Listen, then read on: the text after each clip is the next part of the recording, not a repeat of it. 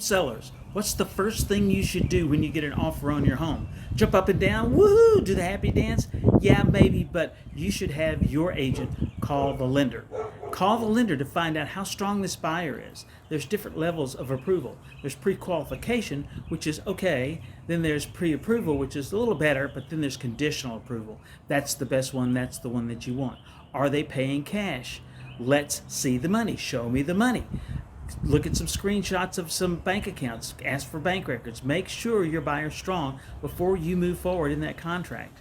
If you'd like to learn more about our guarantees, how we can guarantee the sale of your home and we'll buy it, you can go to evansguaranteedsaleplan.com to read all about it. How we sell homes 55% faster than the average agent and for 17% more. You'll read about our key marketing systems, our 16 key marketing systems. So if you found this information helpful, please share it with a friend and like it.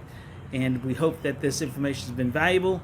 We thank you for watching. Hope everybody's having a great day, and we will talk to you real soon.